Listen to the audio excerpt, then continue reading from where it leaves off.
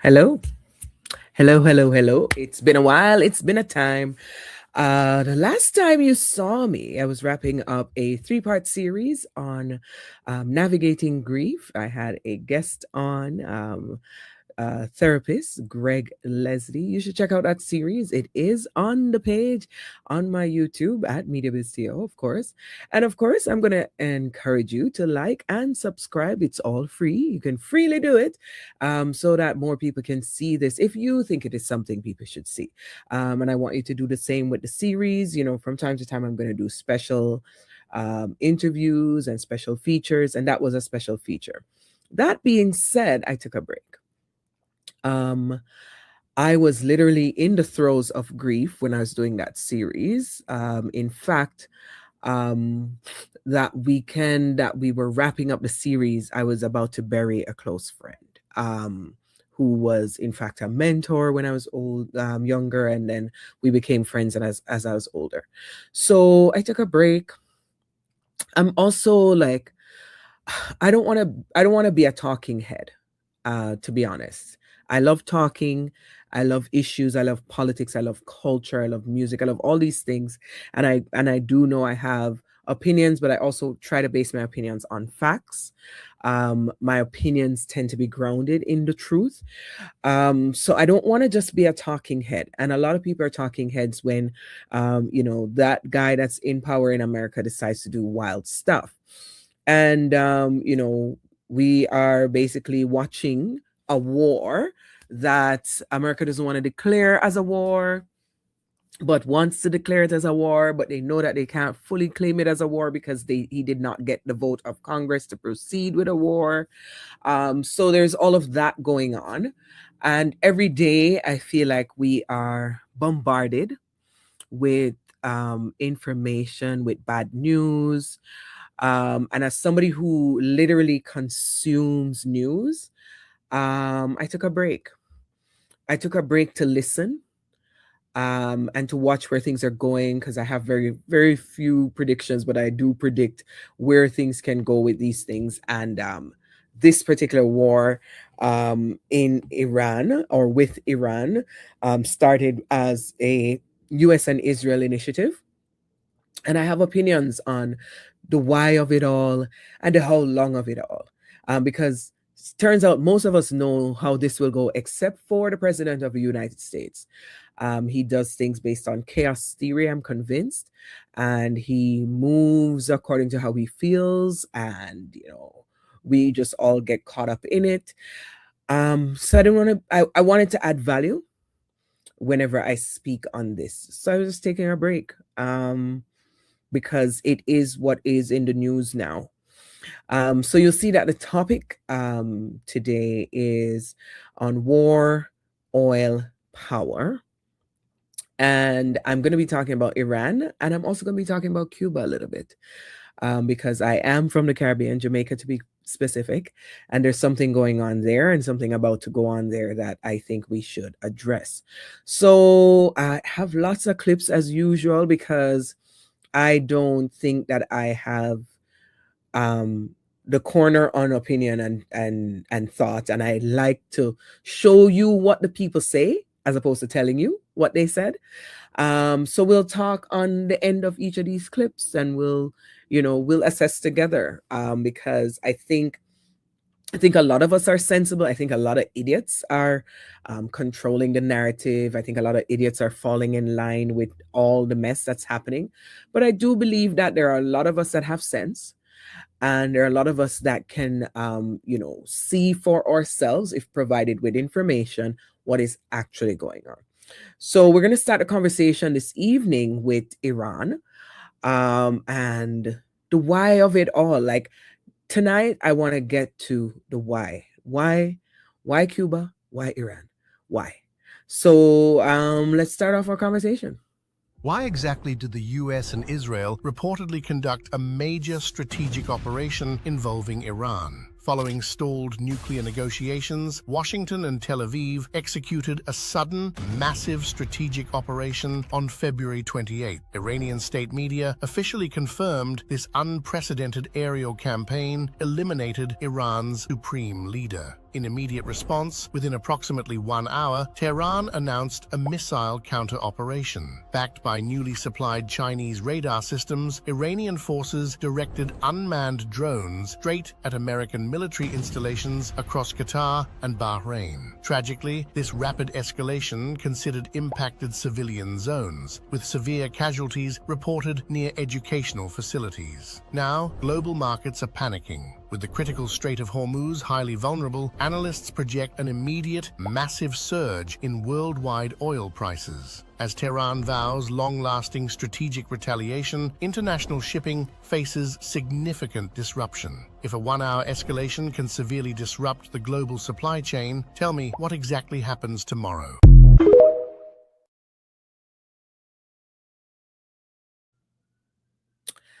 So, I don't actually think it was a surprise that Iran was attacked. I think it was a surprise to Iran in that they went to the table with, guess who?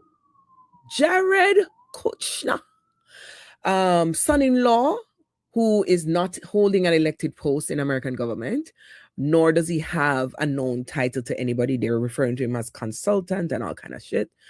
So the Iranians were a little bit surprised because he said that he was going to have a conversation, and they were having conversations, and as soon as he left the next morning, bombs in Iran.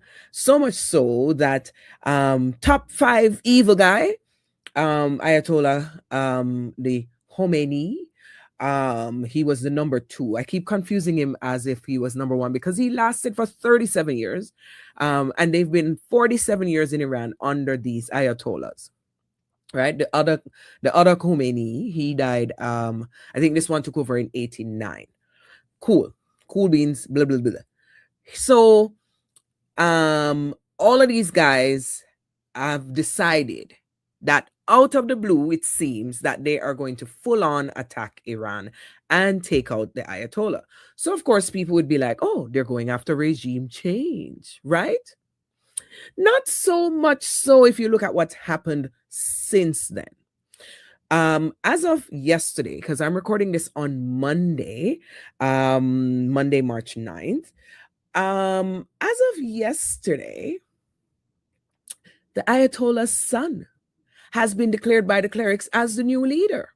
So if regime change is what they went in for, the regime doesn't change, because the word on the street is this 56-year-old, or I think he's 56 or 58, he is no better than his dad. In fact, worse than his dad. So when this war is over and they hand back the country, because they haven't really taken over the country, because Iran is vast.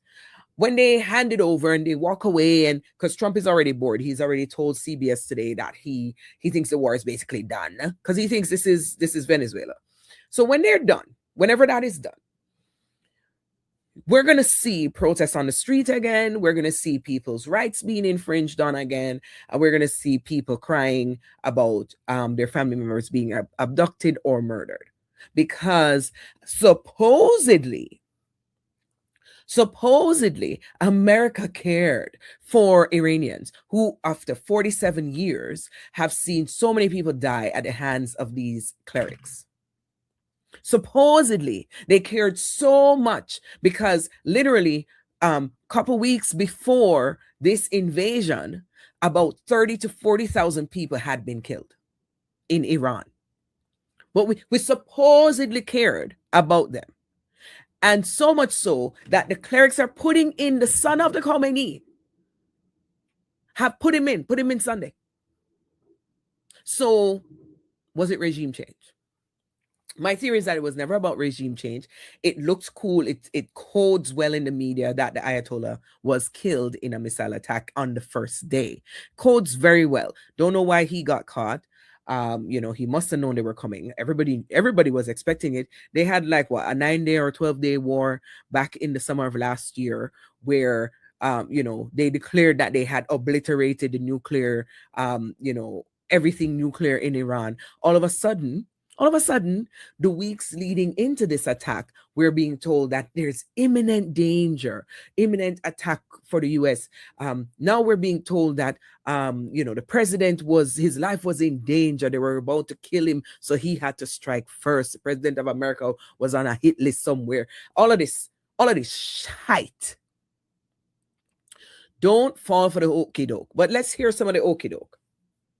Flying over Tehran, flying over Iran, flying over their capital, flying over the IRGC, Iranian leaders looking up and seeing only U.S. and Israeli air power every minute of every day until we decide it's over. And Iran will be able to do nothing about it. B-2s, B-52s, B-1s, Predator drones, fighters, controlling the skies, picking targets. Death and destruction from the sky all day long. We're playing for keeps. Our warfighters have maximum authorities granted personally by the president and yours truly. Our rules of engagement are bold, precise, and designed to unleash American power, not shackle it. This was never meant to be a fair fight, and it is not a fair fight. We are punching them while they're down, which is exactly how it should be. We're punching them while they're down, which is exactly how it should be. This drunken idiot that they have put in charge of the so-called, what do they call it, Department of War? Lord help America when he's done with it. You know what I mean? Like, no validation for the war, no reason for the war. Instead, we are going to boast that how we're going to bomb them daily, we're going to attack them daily, we're going to bring death and destruction. Such wildness. You know what I mean? Such wildness, right? Okay, so here this one now. So this clown, we call him Foghorn Leghorn. He one of the clowns that are in all the way up the ass of the president of America. And he was being asked, what about boots on the ground? Because here's the thing, folks. The not so hidden secret is that the longer this goes, the less it works out for America. The not so well kept secret is that the minute they mess up and decide to put boots on the ground is the end of America's prancing around thinking they're being victorious. Word on the street was that they don't have enough long-range missiles. They don't have enough missiles for air attacks to continue perpetually. And you know who went on his Truth Social and said, "What? We have all the weapons we need. We could war forever if we wanted to." He said that. We could war forever if we wanted to. Because, he speaks in hyperboles, not based on anything in facts. And so they are prepared to go all the way, supposedly. Yet today he told CBS, I think the war is basically done. And so here was James Comer. You got to hear this clown. And I know you have to keep a lot of cards close to the vest on this, but we've already lost 6 troops, sir. The president says he does expect more. A lot of Americans and military families want to know if their loved ones are about to be deployed to Iran for this. Will there be boots on the ground? The president has yet to rule that out. Well, I certainly hope not. If there are boots on the ground, I hope they're not on the ground any longer than the boots on the ground were in Venezuela. But I think that that's something the president knows that members of Congress certainly hope doesn't happen, but sometimes that's unavoidable in a situation like this. And you mentioned 6 troops had lost their lives. Some had been from Fort Knox in Kentucky, my home state. So, we're devastated, and obviously our thoughts and prayers are with the families of anyone that's been lost or wounded thus far. So as of today, they were saying that there are about 7 troops who have passed. I think it's more than that. I think they're going to stagger these releases of deaths so that America doesn't get up in arms. Because, America, whenever they see their soldiers coming home in boxes, all of a sudden they start worrying about the war. So we'll see. The other thing is that people got caught up, and rightly so. People got caught up that the Ayatollah was killed. But there needed to have been a conversation about who else was killed. Because it wasn't the Ayatollah alone that was killed. And I'm not talking about his granddaughter and all those other people around him. I'm talking about the school that was bombed that America doesn't want to take responsibility for, that over 185 bodies for this school. And the feeling is that at least 150 of them were kids in Iran.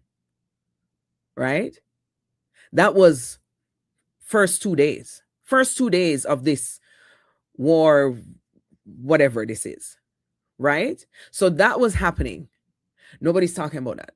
We must just ignore it and just be happy that Ayatollah come out. Listen, after the smoke clears on this Ayatollah shit, we are going to have to contend with, how do you walk into a sovereign state? How do you bomb up a sovereign state?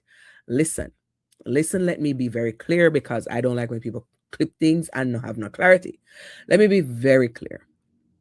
I am certain, when I say certain, I am certain that the Ayatollah had to go. I think the people should have gotten rid of him themselves, or if they asked for help. I didn't hear them ask for help. But for 47 years, both Ayatollahs had the people, like literally had their foot on the people's neck. The only people who liked them were, religious zealots like them. Everybody else felt the strain.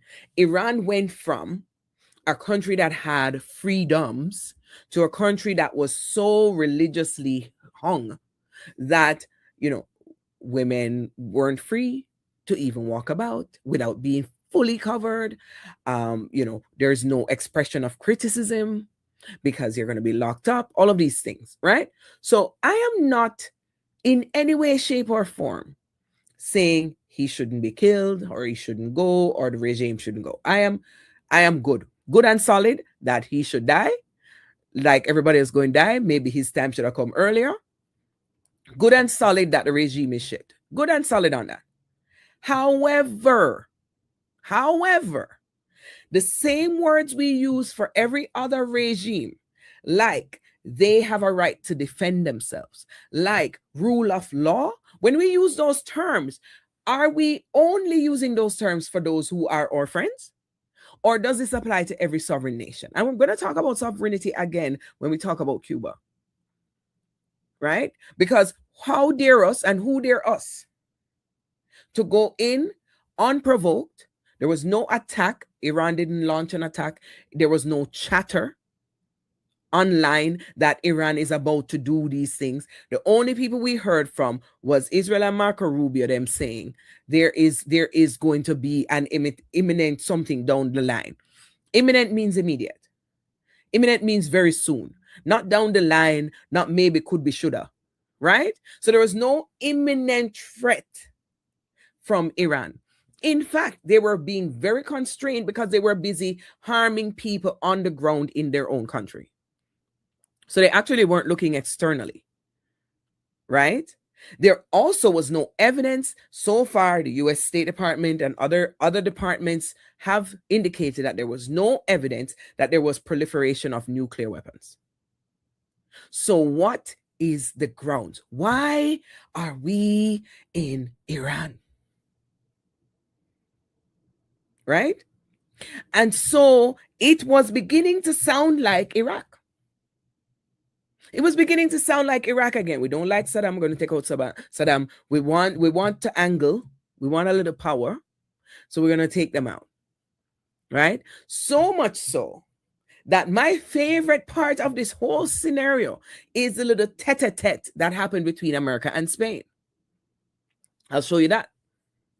So we're going to cut off all trade with Spain. We don't want anything to do with Spain. Now Spain actually said that we can't use their bases, and that's all right. We don't want to. We could use their base if we want. We could just fly in and use it. Nobody's going to tell us not to use it. By the way, I'm not happy with the UK either. That island that you read about, the lease, okay, he made it for whatever reason. He made a lease of the island. Somebody came and took it away from him, and it's taken 3-4 days for us to work out where we can land there. It would have been much more convenient landing there as opposed to flying many extra hours. So we are very surprised. This is not Winston Churchill that we're dealing with. He doesn't even know the name of the island that he wants to land the planes on. I swear to God, the dumbest president in the history of presidents in America. I swear to God, the only dunce you could go is if you go as far back as Abe them. Anyway, so Spain said, don't involve us in this shit. Furthermore, here is Spain's PM after Trump made these comments, because Trump says, I could land there if I want to. Yeah, because, all of a sudden now America run the world. All of a sudden now, America, who, according to Trump, had no power, had no say, had no nothing. All of a sudden now you have say. All of a sudden you can land where you want to land. Hear the PM from Spain. This is very important. La posición del gobierno de España se resume en 4 palabras: no a la guerra. El mundo, Europa y España ya han estado aquí antes. Hace 23 años, otra administración estadounidense nos arrastró a una guerra en Oriente Medio. Una guerra que, en teoría, se dijo entonces, se hacía para eliminar las armas de destrucción masiva de Saddam Hussein, llevar la democracia y garantizar la seguridad global. Pero que, en realidad, visto en perspectiva, produjo el efecto contrario, desencadenó la mayor oleada de inseguridad que ha sufrido nuestro continente desde la caída del muro de Berlín. La guerra de Irak generó un aumento drástico del terrorismo yihadista, una grave crisis migratoria en el Mediterráneo oriental y un incremento generalizado de los precios de la energía y, por tanto, también de la cesta de la compra, del coste de la vida. Por eso, desde España estamos en contra de este desastre, porque entendemos que los gobiernos estamos aquí para mejorar la vida de la gente, para aportar soluciones a los problemas, no para empeorar la vida de la gente.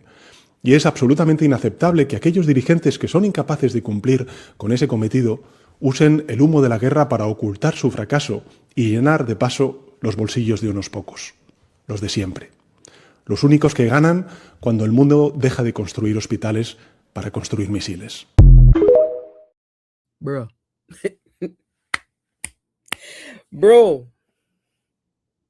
The PM, I think his name is Sanchez, Pedro Sanchez, say, look here, though. He said so much. He said so much in that speech. I hope you were reading it. He said so much. He said, listen, people need us to lead and to take care of them. And those who don't know how to lead are using the smoke of war. Listen, the man said so much in that little speech.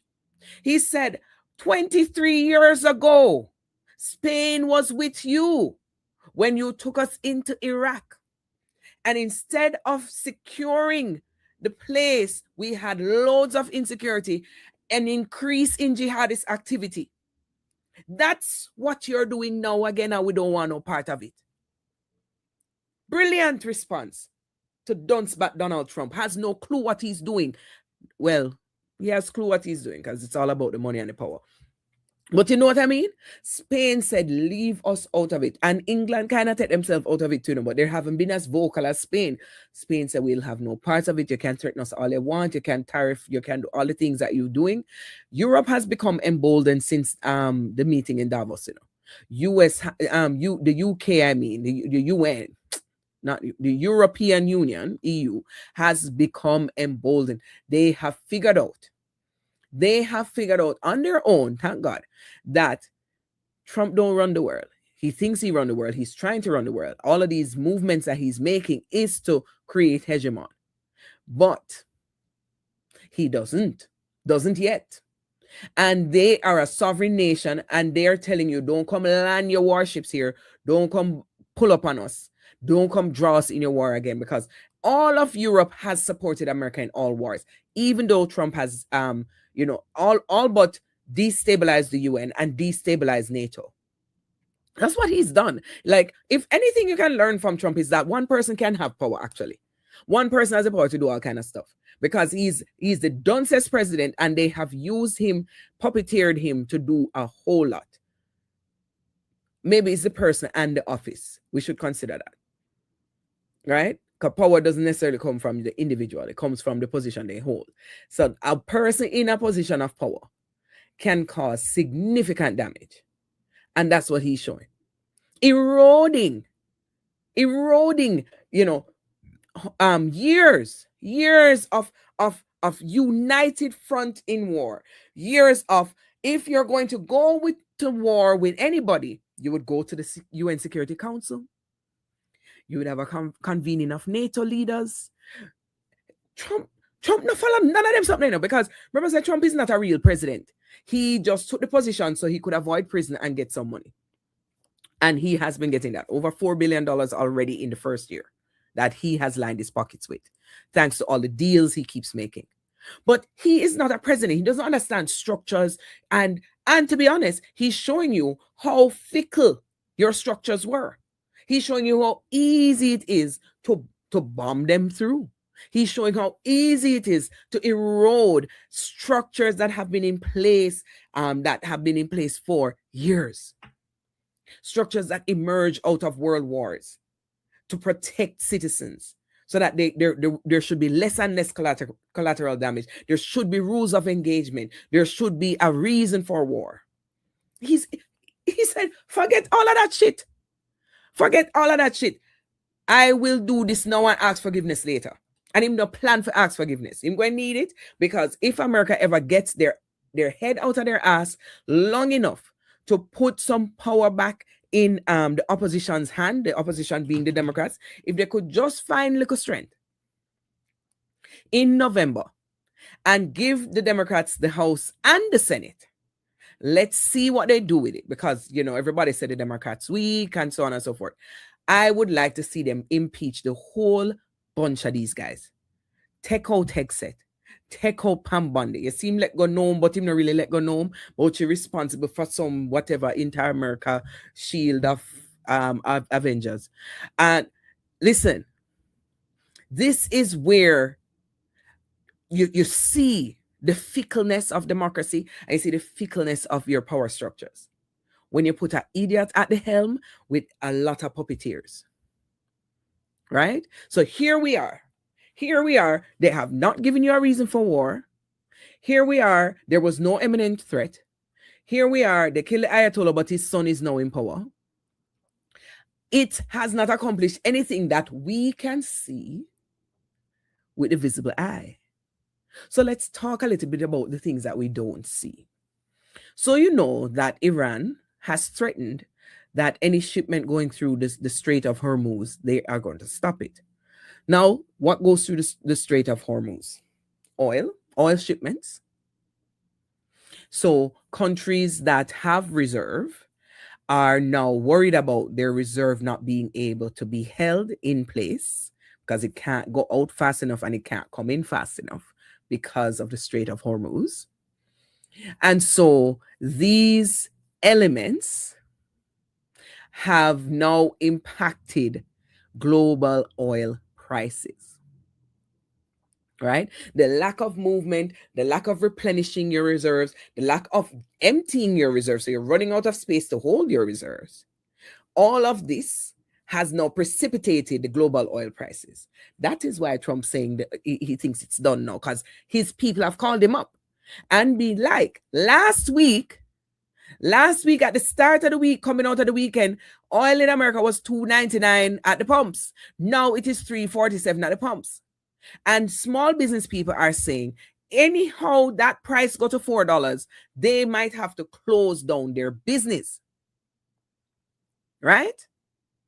So the guy who has not brought down any prices anywhere has in fact inflated oil prices. Now, of course, you know that he is on all these betting sites. He's on all these wagers. He's on all these stock scenes. He is gaining from this. Right? Recently, I saw a report that on one of these betting sites, his alter ego bet that the Ayatollah would be killed and walked away with millions on that bet, on that wager. So it's about the money, the power, the oil, right? The other element that I will not spend any time on, because I'm not in the life, I'm not independently wealthy for people to sue me or for people to name me all kind of names. But one of the things to note is that Iran's positioning in the Middle East has always been a challenge to Israel. In particular, Bibi Netanyahu have a problem, right, with them. And so their positioning, including the Strait of Hormuz, including The fact that they are considered to be the third or fourth largest oil reserve in the world, over 200 billion gallons. Yeah? War, oil, power. War, oil, power. So while people are thinking, oh, it's regime change, oh, they're going to help these people, oh, that, stop the presses. Has nothing to do with the people, never been, never will be. Right? You get the Ayatollah out of it. Yes, the Ayatollah is killed, but what do you get? You get his replacement that is no better. Oh, you get to destabilize the country, and you also blow up oil fields. On the weekend, 30 oil stations and fields blown in Iran. To the point where even the president of the US said, I don't know if I want that. I don't like to see the oil go up in smokes. I don't like to see the blazing oil. I would much rather a deal. I would much rather that oil coming to us for less. Right? Yeah, he hasn't said that on camera, but that is the essence that's coming out of the White House, that they are not happy to see Iran's oil fields up in smoke. Right? And don't cry for Iran, Argentina, because they have been bombing up strategically targets that they feel will have an impact. Right? So they have gone after, sites in Dubai, and they've gone after American Army bases, Bahrain, and other places. So they have been firing back. And it is felt that they're just getting started. So it is no wonder that the dunce in chief is thinking that he needs to wrap it up now, because he thinks this is Venezuela. He thinks this was a touch and go. Right? And for those of you who think Maduro was so horrible and they've removed the regime, they did not. It's his VP that's in power. Again, stop looking at what they say and look at what they do. Right? Because they don't care about the people. Never did, never will. Right? So they're continuing on this path. And the war path continues, because it brings me to the next topic. Because they say the island that is 90 miles away from Jamaica, right? One of our larger Antilles, one of our larger islands in the Greater Antilles, is next. And hear what the Dunce Chief says. Cuba's a disaster, but I've been hearing so much about Cuba. But Cuba's in its last moments of life, as it was. It'll have a great new life, but it's in its last moments of life the way it is.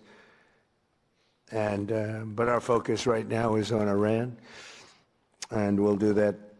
I would say, what will you do? Take about 2 days off, Marco? No, he won't. Maybe an hour. He'll take 1 hour off, and then he'll finish up a deal on Cuba. That'll be an easy one. But it'll be the entire region that we're doing that. Many of you have come today, and they say, I hope you can take care of Cuba, because you've had problems with Cuba, right? You mentioned.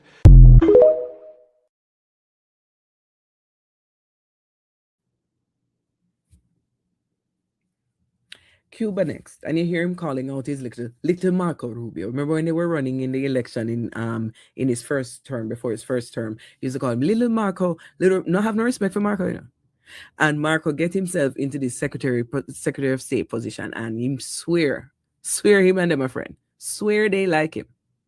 Right? So now they're going to hand Marco Cuba, because Marco is from Cuba, his family's from Cuba, and he has a problem with the regime. Has always had a problem with the regime. And I'll play for you some of the things that he said, but I just want to put that in context for you. That they haven't even wrapped up what's happening with Iran, but they have their sights set on Cuba. And I want to tell you that their sights are actually set on Latin America and the Caribbean. They're currently doing attacks, working alongside Ecuador. And their plan is, so I think I hinted at this some shows back, about this connection. So the word is, Vladdy has said to T-Rump, don't take on Europe. Don't think you can conquer Europe. I will try to conquer Europe because Vladdy has been trying to reassemble the USSR from in Bonn. So he wants to reassemble that. So he says, how about America control the Americas? Now, there's a benefit to that because Venezuela has the largest reserve of oils, even though it's crude oil, largest reserve.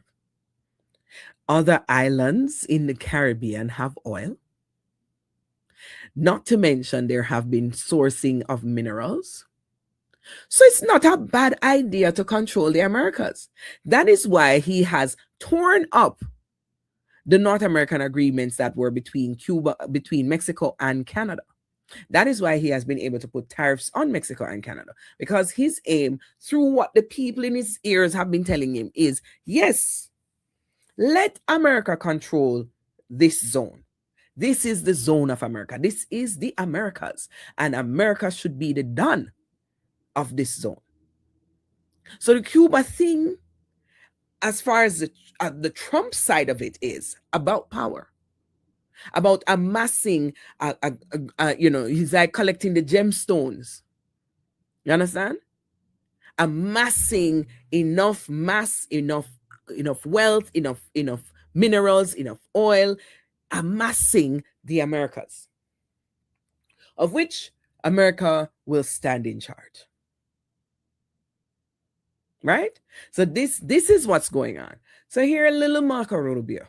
When the president speaks, you should take him seriously. Suffice it to say, Cuba is a disaster. It's run by incompetent, senile men, and in some cases, not senile, but incompetent nonetheless. It has no economy. It's in total collapse. And by the way, they were, all of the guards that helped protect Maduro, this is well known, their whole spy agency, all that were full of Cubans. I mean, it's amazing. This poor island took over Venezuela in some cases. One of the biggest problems that Venezuelans have is they have to declare independence from Cuba that tried to basically colonize it from a security standpoint. So, yeah, look, if I lived in Havana and I was in the government, I'd be concerned, at least a little bit. Cutting off the oil flow to Cuba from Venezuela? If he lived in Havana, he'd be concerned at least a little bit. Little Marco Rubio would be a little bit concerned. Well, Cuba is fully in darkness. They've been having rolling blackouts, so much so that they're having lengthier blackouts. They have no access to oil because, yes, you guys cut them off from Venezuela. And so much so that tourism is in a shambles because there are no flights in because they don't know if they'll have oil to depart. So, the people who were poor already are experiencing, their harshest of times. Here's the thing, though. They're resilient people. They've been there before, So quite a few of them will ride this out and they won't forget. They won't soon forget how we got here. So what is very interesting to me is, what is the plan there? Because they want to remove the regime. What is the plan? What exactly do you want to take over? Right? Because Rubio says they don't have any good leadership and so on. Here's the thing. The people get the leadership they have, Just because you have free market, just because you have a capitalist society, does not negate communism and socialism on paper, right? Those are also structures. Those are also systems of governance. Whether or not people have dictatorship, people have to outcry against the dictators if they are sick and tired of the dictatorship. However, if they have socialism and wealth is evenly distributed, that is a system of governance. That is an economic approach to resources.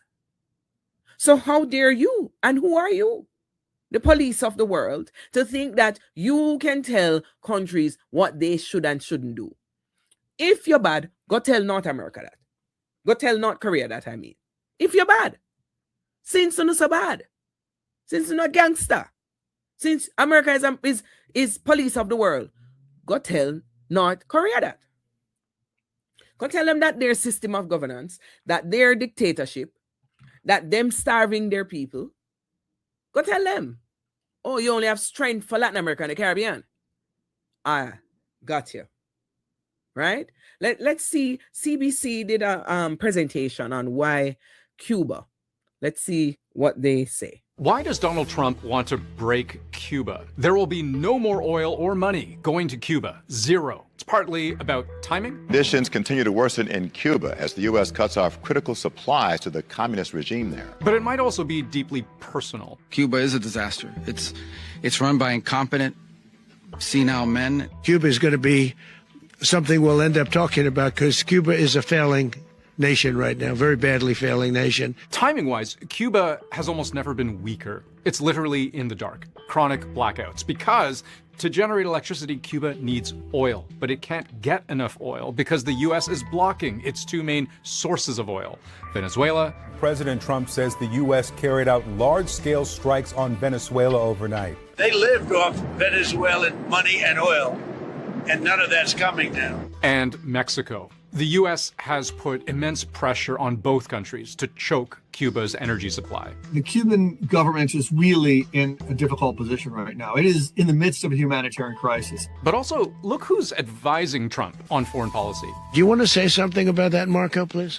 Well, I mean, I just gave you a statement a few minutes ago about, when the president speaks, you should take him seriously. Trump's Secretary of State, Marco Rubio, is the son of Cuban immigrants. And for those who feel like they've lost a great deal in Castro's socialist revolution in the 1960s, their literal homes in many cases, punishing the regime is personal. Yeah, look, if I lived in Havana and I was in the government, I'd be concerned. He made his political career based on hostility toward the Cuban government. And so, in some ways, the policy of hostility towards Cuba is very much his personal policy. But finally, consider how this might be personal for Donald Trump, too. 13 U.S. presidents have come and gone, and the Castro regime remains in power. Cuba's communist existence has been a real knot of tension for the U.S. for the better part of a century. If Donald Trump were to undo that knot, finally bringing down a communist regime that's been 90 miles off the coast of the U.S. would be a huge feather in the cap of Donald Trump. Being able to say that I am the U.S. president who did the thing that no other U.S. president since 1959 was able to do, which was end the Cuban Revolution and the Cuban communist government. What a crowning achievement that would be. Yeah, what a crowning achievement. So again, war, oil, power. So this is about legacy and power. Trump thinks that he will be the president that breaks Cuba. Well, you've already broken them. You've already broken them. Darkness, no tourism, no income.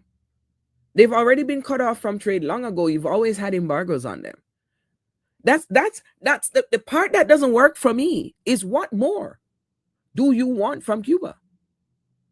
What more? So let's say you remove the regime, because Marco likes to say, oh, they don't know how to help their people and so on.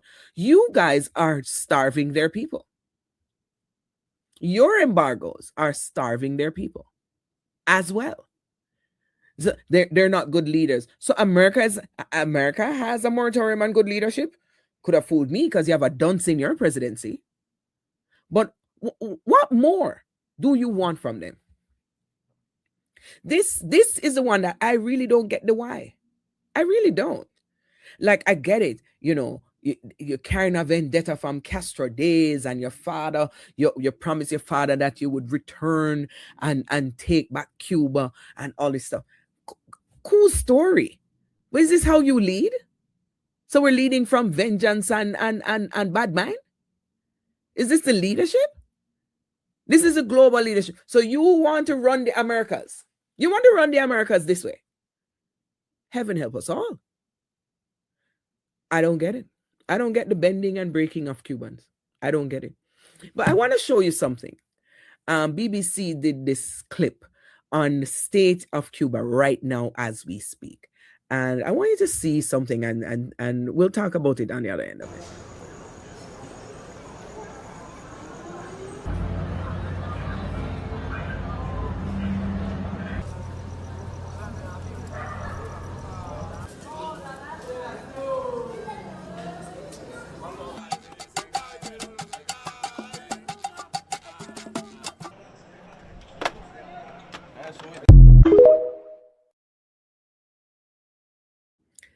They're playing dominoes in the dark. They're listening to their music. I'm telling you, the resilience of the people in the Caribbean, the resilience of Cubans, you guys are in for a rude awakening. If you're trying to break the country, you've already broken the country, but you are not breaking those people. You're not breaking those people. The same people that you claim that the Cubans in Miami are longing to see, they could have gone back. Under Obama, there were multiple changes that were made to even allow for those visits. Remember cultural exchanges and so on. Come on, guys. I refuse to fall for this okie doke. I refuse to fall for this, Cuba evil, US good. I refuse to fall for this. Yes. Do I like dictatorships? No. Do I like communism? No. But how dare you, and who are you to be plunging these people into darkness, into sufferation further because you want to come and save them? This chaos theory that he rules from is he creates a problem and solves the problem he created. So then he can look like he solved the problem. Right? In the same way, he says he wants the Nobel Peace Prize, doesn't get the Nobel Peace Prize, so he plunges us into war. And then he's going to end the war. I think it's basically over. I think the war is basically over. So he's going to end the war now. The war he started. Nobody asked for it. Said no one. Said no one. Can we have a war? No one said so.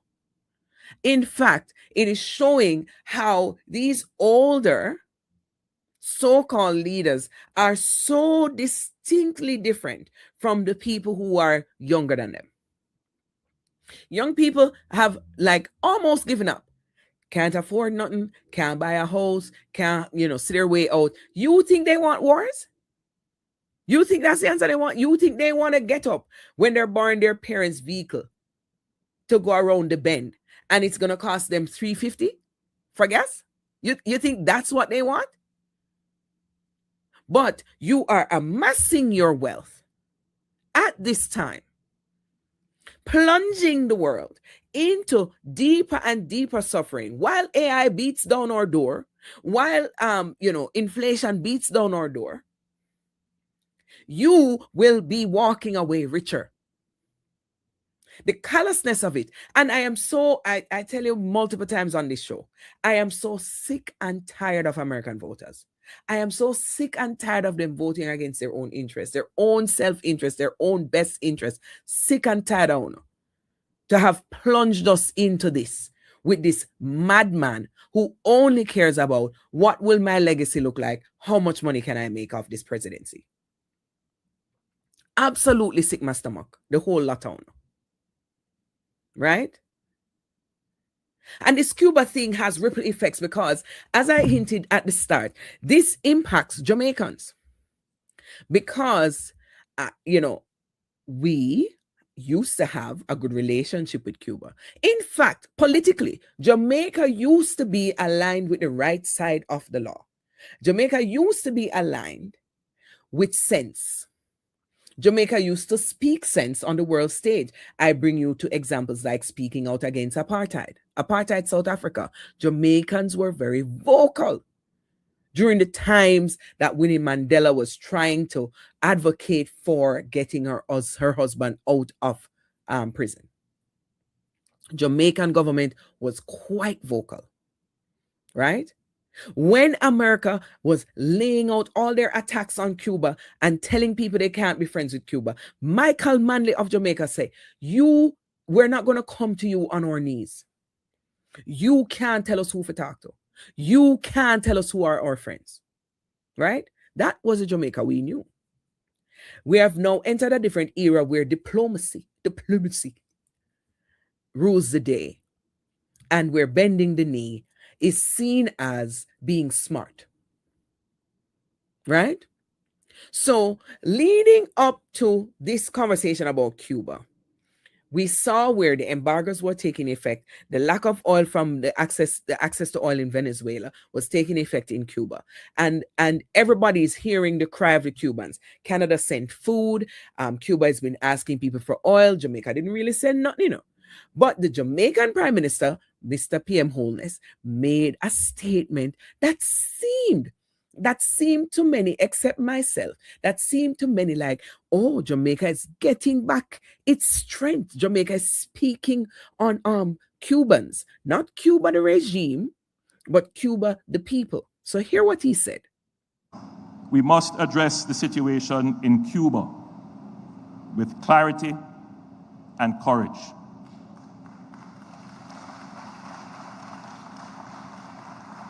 Cuba is our Caribbean neighbor. Its doctors and teachers have served across our region. Its people are part of our shared history. But today, the Cuban people face severe economic hardship, energy shortages, and growing humanitarian strain. Jamaica is sensitive to the struggles of the Cuban people. Humanitarian suffering serves no one. Apart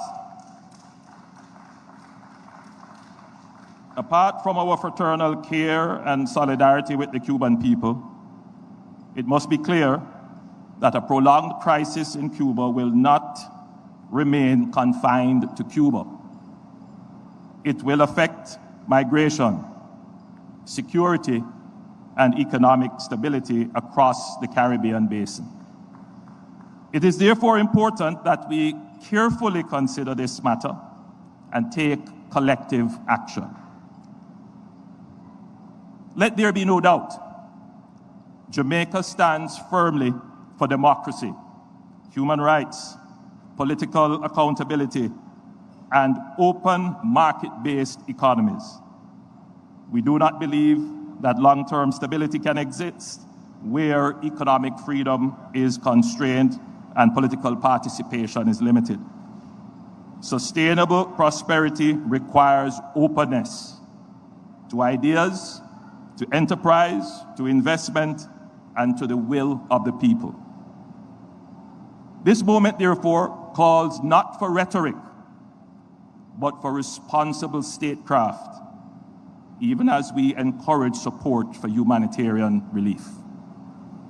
Jamaica supports constructive dialogue between Cuba and the United States aimed at de-escalation, reform, and stability. We believe there is space, perhaps more space now than in years past, for pragmatic engagement that protects the Cuban people from any further deterioration in their circumstances and instead promotes national and regional prosperity.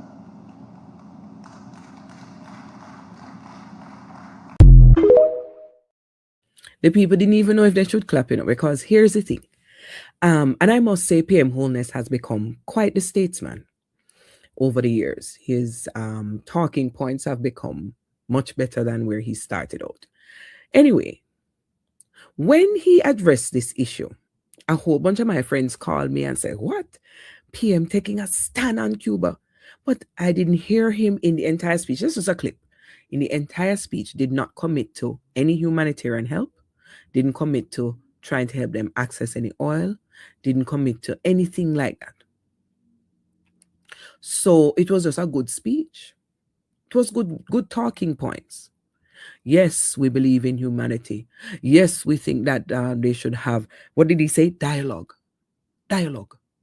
And he says, this is not the time for rhetoric, but for responsible statecraft. We don't fancy like him. This is not the time for rhetoric, but he loaded us up in 2 minutes and 50 seconds with rhetoric. 2 minutes and 50 seconds, make we think say everything cool and dandy, and Jamaica is of the Jamaica of old that stands with the people of Cuba. Notice I didn't say the regime.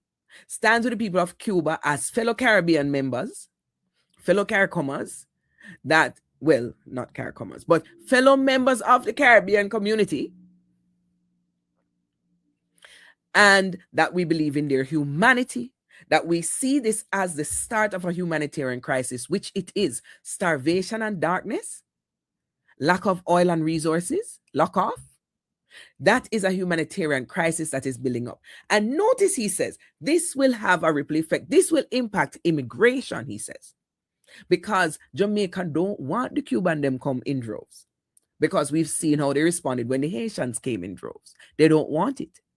Now, we're not going to argue about that because there's no capacity. There's no capacity for the people who live there, much less. So I'm not going to argue for or against. I'm just saying, in my point out, say, should this escalate, this will have ripple effects like immigration, aka refugees from Cuba, will be running, and we are 90 miles away in the Caribbean Sea. So guess who they will try to run to?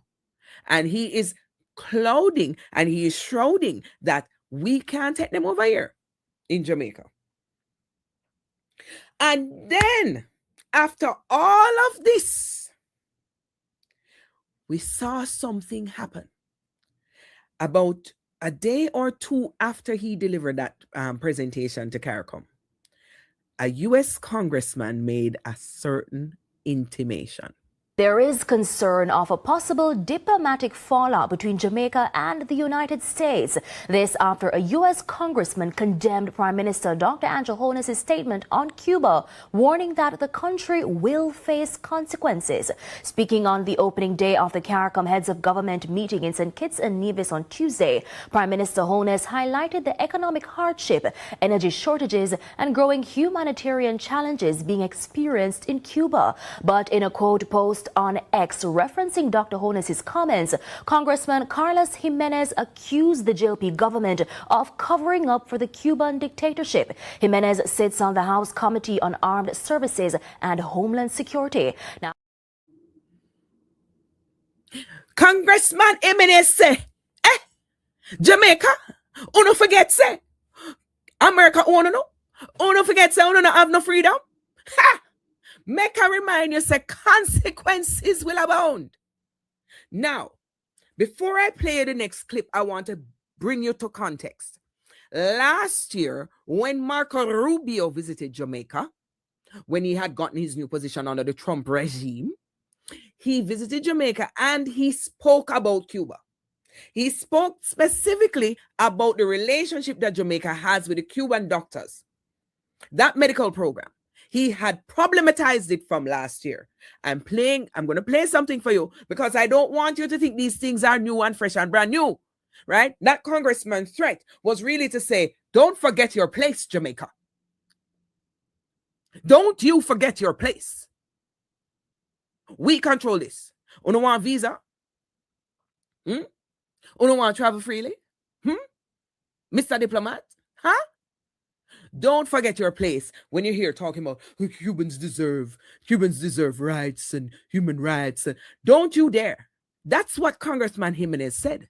In essence, don't forget your place, boy. So watch what happened now. In a little bit of time from the Prime Minister's big speech, watch what happened. Good evening. Were the Cuban doctors in Jamaica being exploited? Let's hear what Cliff Hughes has to say. We are now learning that their movement in Jamaica was restricted. Their passports were being held on to. Yeah, they could not form certain social relationships here in Jamaica. They were, and I think the word used by George this morning was most appropriate, they were in servitude. That cannot be right.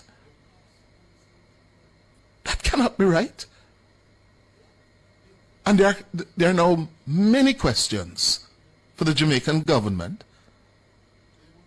to answer. When did we know that this was the arrangement that the Cuban doctors and nurses and personnel were being subjected to? When did we know that? And what did we do? According to the Jamaican Ministry of Foreign Affairs and Foreign Trade, the Jamaican government only became aware of this recently, and that became a sticking point, which ultimately led to the Cuban government refusing to alter the payment arrangements, which led to the collapse and termination of the program. Is that so? Well, I've been trying to get the Minister of Foreign Affairs and You know, I hope to be able to have a word with her. But when did we find this out? When did we find out that, listen, when we pay the Cubans, the money go to the Cuban government take what they want and give, according to this report, coming from this human rights organization, Cuba Archive.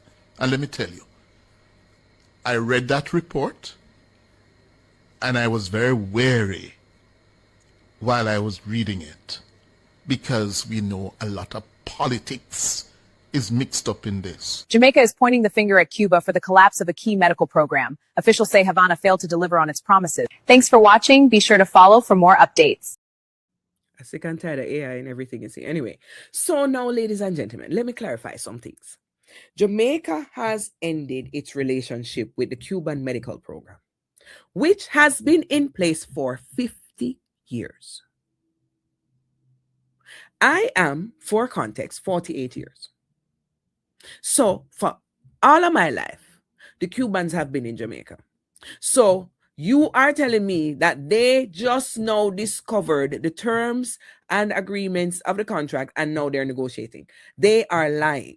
They released a statement last week, the same ministry released a statement saying, hey, we have been negotiating for a while with Cuba to try to change certain things because we hear that other islands have these changes. One of the things that they said they wanted is that medical doctors should have possession of their passports, but they don't have possession of their passports. One of the other things they said that is not in the other Caribbean islands that have been benefiting from doctors as well, don't have this in their agreement. Well, Jamaica has had the longer agreement. So over the years, you didn't check? No, you check no. You check no. You've been checking since Marco Rubio visited Jamaica last year and tell you that one of their problems is with trafficking. They flagged it. They flagged the medical program and said and told you that this is a form of trafficking. He problematized it last year, and that was actually when the Jamaican government was seeking to change the terms of the contract. Now, this propaganda that the Cuban doctors can't move around is very new news to me, because when I used to work in Jamaica, I used to work at the bank, and we used to go to some after work events. And one of them was we used to hang out at the John Cunha Lounge, and there was a certain night where you could learn or you could enjoy Latin dancing. And it was Cubans that were in there teaching us Latin dancing. So you tell me, say them can't mingle? So all them there mingle with us. Oh, nobody never arrest them every week. Stop the crap, Jamaicans. Listen, if you don't want to say it, I'll say it for you. You're afraid of America. You're afraid of America. And so now this program that has been in place for 50 years, you have disbanded it. You don't want it. And you claim that it's Cuba mash it up because Cuba said they're not going to give you these things that you're asking for in the agreement. Everybody did don't know, said the government of Cuba got the majority of the money, and then they paid the doctors what they felt like paying them. Some people had claimed over the years that the Cuban doctors' rate was higher than the Jamaican doctors' rate. I don't know. I never even looked at the agreement. That's not my job. But you would think that this is an agreement you would look at least occasionally, every couple of years, just to see if it is meeting your needs. And what are your needs, Jamaica? Because only 277 doctors, they say, were a part of the program, this like current number that you're dealing with. I understand that nurses are also impacted, right? And Cuba said everybody can come home. Ono come. We don't make no more deal with Jamaica. Because Jamaica forgets that we and them was friends. So we don't about to make no deal with them. Ono come. Right? So now the question is, since you have shown your allegiance again to the US and the congressman can't stop sending threats, what is the plan for healthcare in Jamaica, where the Cubans were helping you with your shortfall in medical doctors? Because here is the thing. I saw somebody write this lengthy exegesis on how having Cuban doctors discourages Jamaica from developing its own medical program. I am amazed at the things that partisan people can say. Just because you had help from the Cubans never stopped you from developing medical programs. In fact, multiple persons over the years have said Jamaica, like other islands, like other places in the world, could have explored medical tourism. And them same Cuban doctors could have helped you because they are well trained. And Jamaican students been going to the medical school in Cuba. So what is this? What is it all of a sudden now? Say you can't develop. And this is for the best. Okay.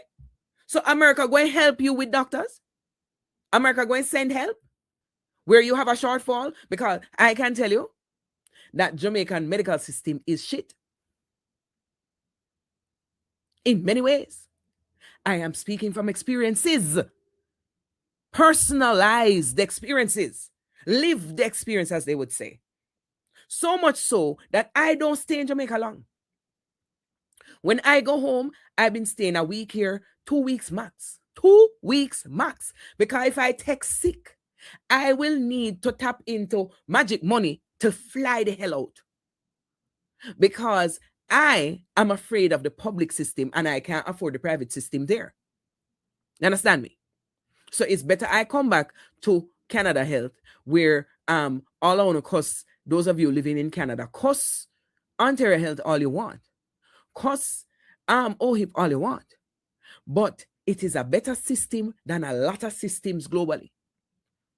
Right? I have drawn my behind on bench in Jamaica, so I can tell you about healthcare in Jamaica. Behind on bench is actually a very favorable term because there was no bench. It was piece of metal me sit down pan down a KPH with my auntie. Right? So structurally, the systems and structures that the Cubans have been working under have not been ideal either. And you have a nerve to turn him out, say servitude. It's servitude for everybody in the system then. Because everybody working under limited resources then. And every year and a half, the poor student doctor them have to cost enough for them money. Don't get me started, Jamaica. So you, instead of saying boldly with your chest, you know what? Our relationship with the US is more valuable than this medical program with Cuba. Instead of saying with your chest boldly, even if you want to say, you know what, America pressure we. And I respect you no more. Because everybody can clearly see that America is pressuring you. Because out of the blue, you have problematized a program that you've had for 50 years. Ongo no. So it wasn't a problem 2 years ago. The problem with whether or not they were being paid fairly and that the only money they got in their hand was overtime money. That never bothered you 2 years ago. That never bothered you 3 years ago. That never bothered you 4 years ago. That never bothered you 5 years ago. Oh. Just be honest, folks. Just be honest. This dunce tyrant, this orange turd, is bringing the world down to sudden destruction. And in some places and spaces, it is going to be slow boil. You know, like when you cook crab. Anybody ever see them cook crab? Me not eat crab. Me just I tell you. If you look on a crab in a pot, the crab is still alive. And the boiling water boil under the crab. That is where we are globally. That is where geopolitics is. We are crabs in a pot. Can't come out. We are claw and we can't come out. And the heat are turn up. Right? But let us be honest. Let us be honest that these masters of capital are just amassing more capital. They are amassing more power. They are setting up themselves as hegemons across the globe, finding their zone of leadership. For Trump, it's Latin America and the Caribbean. For other people, it's Europe. For other people, it's the Middle East. And I wish you guys would wake up. And don't tell me your vote don't value because it's your vote that gets us here. It's your lack of a vote that got us here.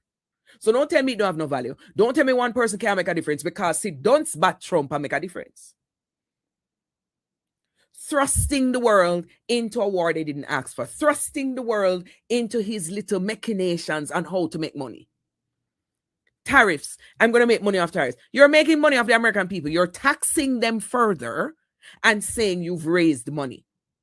You walk in and say you don't give them no new taxes and then you give them tariffs. But because them so damn dunce, so freaking dunce, they don't realize. Right? You prance around in the Caribbean, you have Trinidad kiss your ass to the point where I don't know if she have lips left. Right? And position your warships there so that you could attack Venezuela. And you frighten everybody. She said to her people, I played you the clip here weeks ago. She said to her people, you don't want a visa. You don't want to have your travel documents. My God, the simplicity of it all.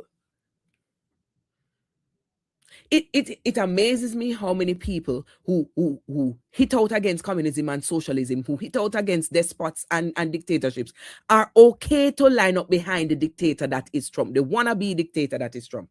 Amazes me. Amazes me how you don't see it's the same.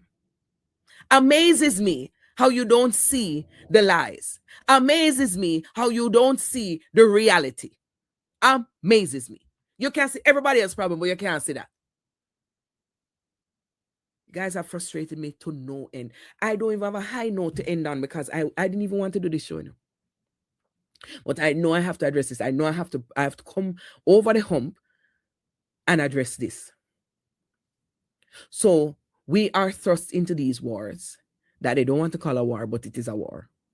We are watching them try to angle themselves to get oil, which is one of their liquid gold.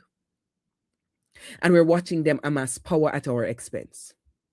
And I say watching them very strongly, putting a lot of emphasis, giving watching a heavy duty in that sentence, because we're not doing anything about it. The people have not uprisen. The little protests, America have protests almost every weekend. The mainstream media has decided to kiss the ass of Trump and not cover it.